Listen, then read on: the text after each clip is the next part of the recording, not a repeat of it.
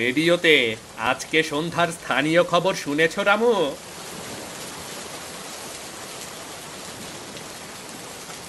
হ্যাঁ গো, কোথায় যাচ্ছি আমরা? বন্যাতে আমরা প্রাণ ফিরে পেয়েছি, তাই কানুর দেওয়া নামই থাকবে বন্যা। এটাই আমার মেয়ের নাম থাকবে।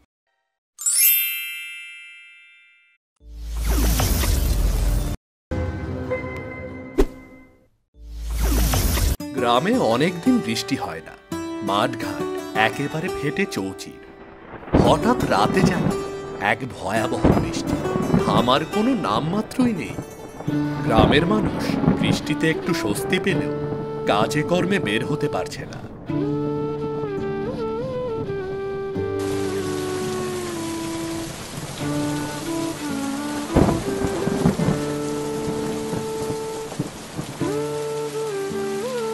কানু, জানালার পাশে কি দেখছিস বাবা? জানালা বন্ধ করে ঘরে আয়। আচ্ছা মা, বৃষ্টি কি করে হয়? আকাশে কি অনেক পানি জমে আছে মা? মেঘ থেকে জলকণা হয়ে বৃষ্টি হয় বাবা।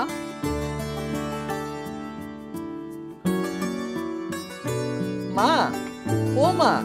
কি হয়েছে বাবা? মা, বাবা কখন আসবে?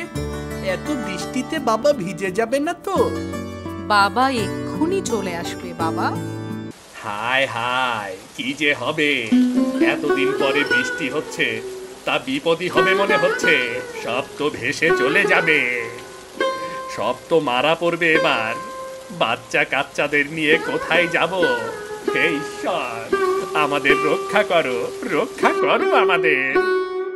সুখেন্দা, আরে ও সুখেন্দা, দাঁড়াও দাঁড়াও। মুখে বিড়বিড় করে কোথায় যাচ্ছ এই বৃষ্টিতে? রেডিওতে আজকে সন্ধ্যার স্থানীয় খবর শুনেছ রামু? আমি তো কাজ সেরে এইমাত্র বাড়ি ফিরছি, খবর শুনবার সময় কই আমার। যাও যাও, বাড়ি ফিরে রেডিওর খবর শুনে নাও, যাও যাও তাড়াতাড়ি। হ্যাঁ, তা না হয় শুনবো, কিন্তু স্থানীয় সংবাদে কি বলেছে এটা তো বলে যাও। এই বৃষ্টি থামবার নয় গো, নদীর বাঁধ ভেঙে গেছে, জল ঢুকছে গ্রামের মধ্যে। কয়েক ঘন্টার মধ্যে বন্যার সম্ভাবনা আছে। বলো কি গো সুখেন্দা, বন্যা হলে বউ বাচ্চা নিয়ে কোথায় যাব আমরা? সেজন্যই তো ঘোষ বাড়িতে গিন্নিমার কাছে যাচ্ছি। ওনাদের তো দোতলা পাকা বাড়ি, বন্যার সময় যদি একটু আশ্রয় দেয়, এজন্যই। কি হবে এবার সত্যি যদি বন্যা হয়? আমি চলি, তুমি বাড়ি চলে যাও। বাবারে বাবা, নদীর বাঁধ ভেঙে গেলে বন্যা তো অনিবার্য।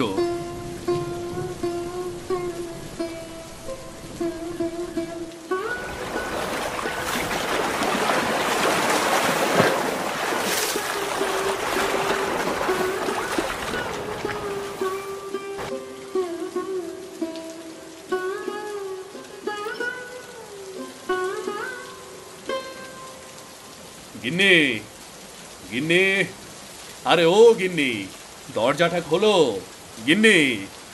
মা, বাবা এসেছে, আমি দরজাটা খুলে দিই। আচ্ছা বাবা, খুলে দে। কয়েকদিন থেকে টানা বৃষ্টির কারণে সকল গ্রামবাসীর উদ্দেশ্যে সতর্কবার্তা জারি হয়ে, অতিরিক্ত বৃষ্টির কারণে নদীতে জলের স্তর অনেকটা বৃদ্ধি পাওয়ার কারণে বাঁধ ভেঙে গ্রামের দিকে জল প্রবেশ করেছে, বন্যার আশঙ্কা রয়েছে। তাই সকল গ্রামবাসীদের নিরাপদ স্থানে থাকার অনুরোধ জানানো হচ্ছে। বিশেষ বিশেষ খবর অনেকবার পড়া হচ্ছে। গিন্নি, ও গিন্নি। কি হয়েছে? আজ এত ডাকাডাকি কেন? এই নাও, চা খাও। তোমাকে একটু বিস্কুট দেব? আরে রাখো তোমার বিস্কুট, খবর শুনেছ? ভয়ঙ্কর খবর গো। না গো, শুনিনি তো। কি হয়েছে গো? কি ভয়ঙ্কর খবর? আরে নদীর বাঁধ ভেঙে গেছে, হু হু করে গ্রামের দিকে জল ঢুকছে। বন্যা হলে তো ঘরবাড়ি সব ভাসিয়ে নিয়ে যাবে, কি করবে তখন? কি বলছো গো তুমি এগুলো? ছেলেপুলের ঘর, কোথায় যাব আমরা এখন? আমার তো অনেক ভয় করছে গো। হ্যাঁ গো, এখন তাহলে উপায়? সারা রাত জেগে বসে থাকতে হবে। বন্যা এলে এখান থেকে সব কিছু গুছিয়ে উঁচু বাড়ি বা ছাদ যেখানে আছে সেখানে থাকতে হবে। বুঝেছি, আমাদের সজাগ থাকতে হবে।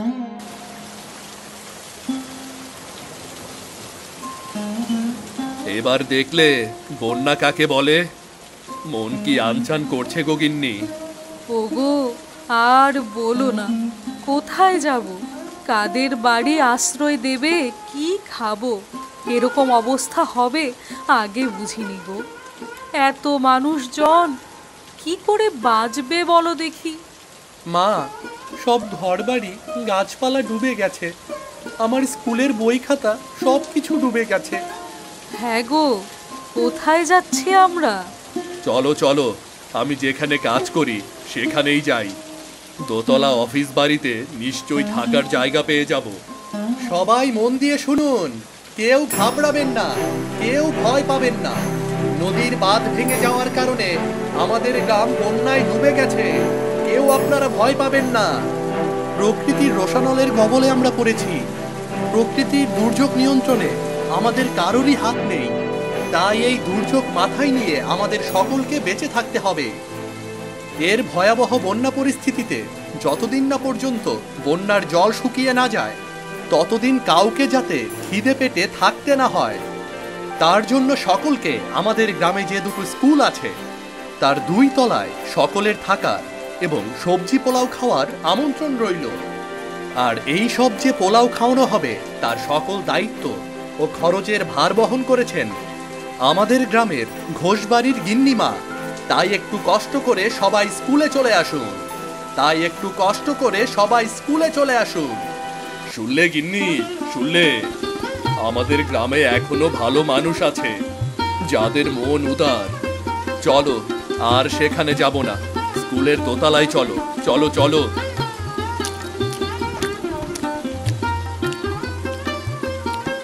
আমাকে আর একটু পোলাও দেয়া যাবে গো? নিশ্চয়, এই নাও। কেউ লজ্জা করবে না, গিন্নিমার নির্দেশে এই আমন্ত্রণকেও লজ্জা করবেন না দয়া করে। আমার গিন্নিমার কারণে আজকে বেঁচে আছি, না হলে আমরা কোথায় যেতাম? একদম ঠিক কথা বলেছ ভাই, ঈশ্বর উনার মঙ্গল করুন। কি গো, কেমন আছো সই? তোমার মেয়ে হয়েছে বুঝি? কতদিন হয়েছে? এই যে হলো 1 বছর। এ জলের মধ্যে অনেক কষ্ট হয়েছে, তাই না? হ্যাঁ গো, অনেক। ওকে নিয়ে তো অনেক চিন্তায় ছিলাম গো। মাইকে ঘোষণা শুনে ওর বাবা এখানে ওকে নিয়ে এসেছে। আচ্ছা, তুমি এর আগে বন্যা দেখেছো? এই প্রথম বন্যা দেখলাম আমার জীবনে। আমিও। তবে আমাদের গ্রামের ঘোষবাড়ির গিন্নিমা খুবই দয়ালু মানুষ। ঠিক বলেছ, উনি না থাকলে এসব বাচ্চাদের নিয়ে কোথায় যেতাম বলো তো? ঈশ্বর উনার মঙ্গল করুক সব সময়, এই কামনা করি। হ্যাঁ গো, উনাকে মন ভরে আশীর্বাদ করি। ওমা, কি সুন্দর বাচ্চা, আমাকে একটু দাও না গো, আমি কোলে নেই। না না বাবা, তুমি পারবে না, তুমি ওকে ফেলে দেবে। যাও, বাচ্চা কাঁদছে, ওইদিকে গিয়ে দুধ খেতে দাও। মা, কি নাম ওর? এই পুচকিটার কি নাম? কি সুন্দর চুন্নুমুন্নু। এখনো ঠিক করে নাম রাখা হয়নি। তুমি একটা নাম দাও তো ভালো দেখে। দাঁড়াও, ভাবছি। কি নাম রাখা যায়, কি নাম রাখা যায়, কি নাম? বন্যা। বাহ বাহ, খুব সুন্দর নাম। বন্যাতে আমরা প্রাণ ফিরে পেয়েছি, তাই কানুর দেওয়া নামই থাকবে বন্যা। এটাই আমার মেয়ের নাম থাকবে।